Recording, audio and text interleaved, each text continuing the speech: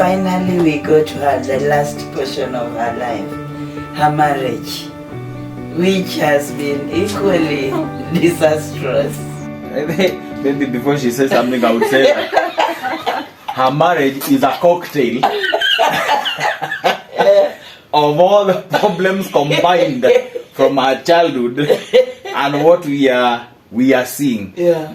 I know even now when she's an adult, she's explaining some things, and you're like, is she not seeing these things? Is she not sensing that why she's choosing the type of men she's choosing? Why she's living the way she's living and responding to the way she's responding is because of where she's come from. Yeah, let me give her to go first. Anyway, first and foremost, I'll say it's very sad when you hear her life story, because at times like this, always you want to imagine that it will end well, it will end different. But unfortunately for Beatrice, it was not the case. But when you look at her, even how she got herself into the first relationship, remember she's coming from a life whereby she has been abused. She kept it. I think she later on disclosed the mom much later. Much later. So you can imagine she has taken all the blame, all the shame, all the guilt, the pain that she's had, and she decided to keep it to herself. Over and above that, she would meet this uncle and assume nothing happened. So again, there are a lot of defense mechanisms that she's been dealing with here just to cover up what happened. So even by the time she's now ready to relate, you realize that this is somebody, first and foremost, even her self-esteem is an issue, a challenge there. Because you see, there's a way you look at you, when you talk about your self-concept, how I look at myself or what I think about myself, it also touches my body image, it touches my self-esteem as a person. So if I feel that has already been affected by the fact that somebody else came into my life and they actually abused me. So there's a way that I look at myself. Maybe I feel like I'm not worthy. I feel like I'm not valued, as a person because of my previous experiences. So even as how you'll find such a person who struggle to relate with other people in life, even forming those strong relationships, or even healthy relationships will be a challenge. Not forgetting my own upbringing was a problem. I missed out a father figure. And you see, there's a way whereby when you get that first love from your father, it's really very helpful. Because this is the supper. Your dad will tell you, I love you, my daughter. You look nice. So these affirmations, they help you grow up. And both emotionally and also socially become very stable as a person. Now that was missing. So here she is. She meets up the first relationship. And you almost feel like it's their privilege and an honor. They're doing you a favor. That somebody else is loving you, because actually I am yearning for it. That gap is still there. So unfortunately, she made the wrong choices in life. She was not able to make the right decisions because, again, as I said, all this affects even how you're able to make future decisions, choices in life because of prior experiences that you've had in life. And unfortunately, that's how she got herself into the wrong people in both scenarios in her relationship. Yes. There's something I had said previously, that when you go through trauma for a long time and you've gone through it from birth, there's a likelihood you're going to, in your worldview, you make it, that is a norm. That's how to be disappointed is normal, to be rejected is normal, to be betrayed is normal. Now think of this. I was just listening to how she met the first man. You're using 1,000 shillings and unajilipia fare. It's what we say that that guy in the alikula fare. Yes. Now, you've been introduced. Yeah. It's not even you met this person has been introduced by someone else. Yeah. Then after the introduction, this guy does not even show any interest. He's like, if you want, you can come. If you don't want. And she could not read the red flags. This guy is not bothering to call. It is you who is actually calling. Then you take your time Go to that place. Take your time and money. Yes. And you go up to that place. While there, this guy, I'm not even sure whether he's the one who bought food. Maybe even the brother had given him money, because it is the brother who paid the fare. And you not even replacing, he's not reimbursing what she used. No.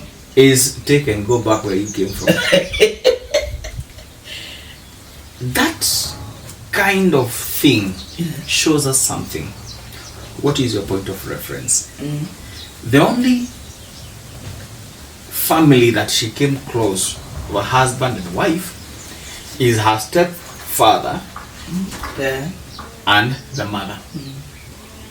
And how I think he talked of the father being such a negligent dad who never did He did not provide for his family. So who are you comparing him to? Nobody. Yeah, you're not comparing him to anyone. So your point of reference is that careless man who does not even bother. So when you get this guy, at least if you are able to, if he can accept you and you have been loved, well and good.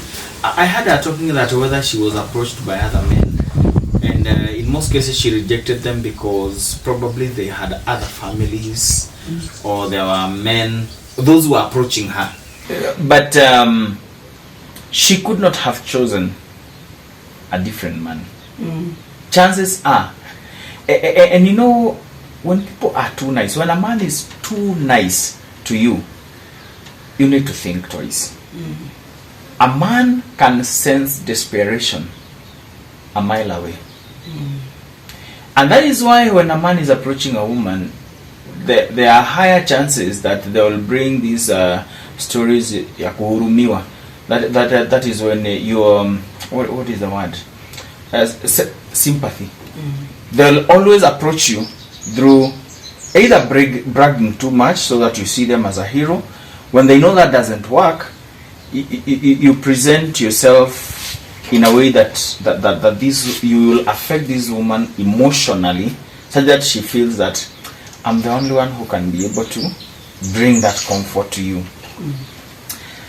This second man is able to see the desperation of this lady from a mile away, and knows that he's definitely going for something. You know, people who have not gone through trauma, they get to an abusive relationship, they are likely to have a lot of fear entering into another relationship, whether good or bad, and they're going to be very cautious. And the first relationship is likely to cause to teach you how to read the red flags, so you'll be able to see.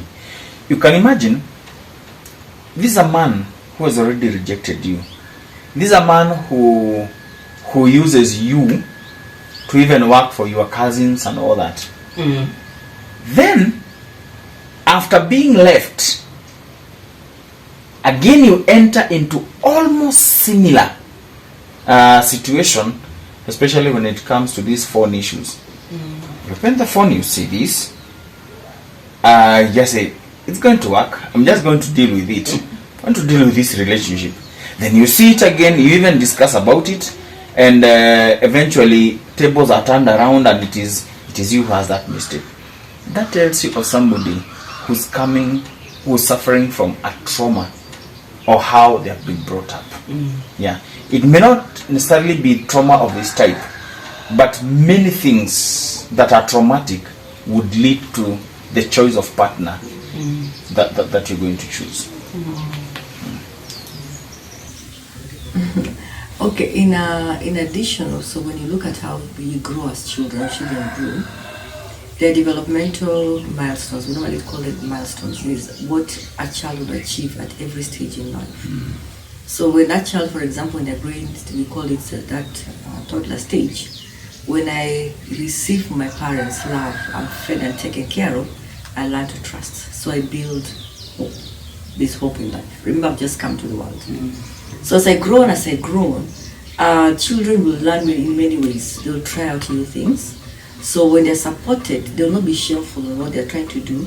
Instead, they'll be very, very autonomous in life. These are the children later on, they become very initiative. You try out the things, and later on as they grow, they develop their competency because they know really what they are good at. They learn, they've been affirmed in life, they've been encouraged. This is all missing in Beatrice's life. To the point now here she learns in relationships. So she's very vulnerable, as I said it earlier on.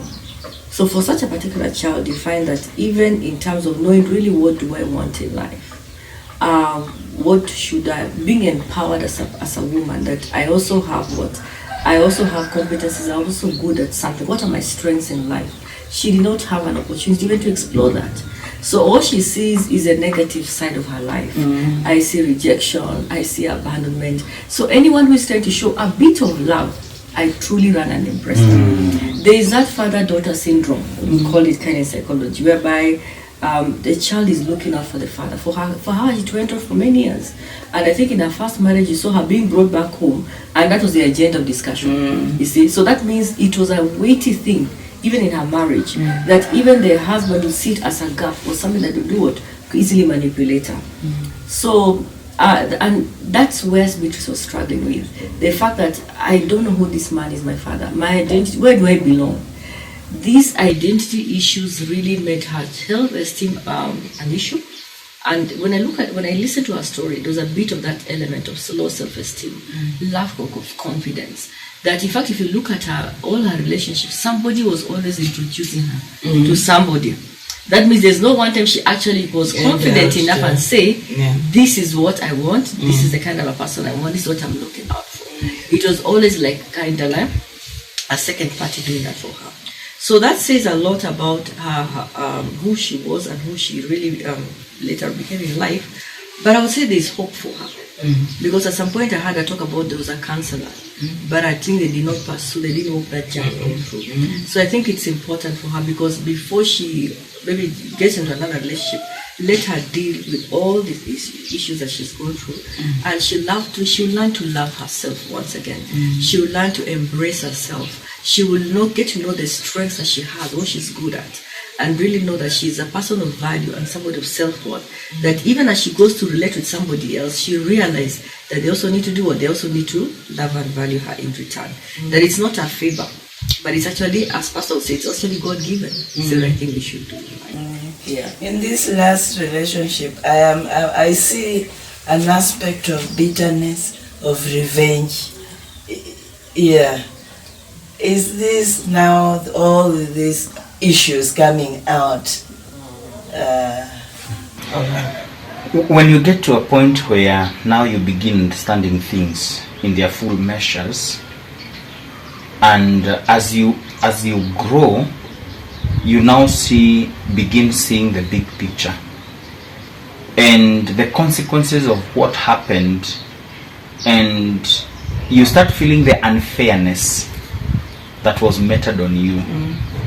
So now this anger is beginning to express itself now in the second marriage, and the expression is not only to this man but also to many others who have offended her previously. And so when you now betrayed, now she's starting to look at the side mirror and saying, okay, I don't think there was anybody who was fair to me. From the beginning, I think these people have been unfair to me. And so you begin venting your anger, and now you start expressing that fear. But the good thing is, that is part of healing. When you begin understanding that this one is unfair, unless you know your disease, you can never start taking medicine. Now, at this point now where she's accepting now, Allah, this is not fair. This is not how things ought to have been. Here, I don't think I was here I was a victim. I was not a contributor to this. When she begins realizing that, as bad as it is, as bad as it looks, as much as she's also trying to show vengeance, all that, it's now a journey of healing.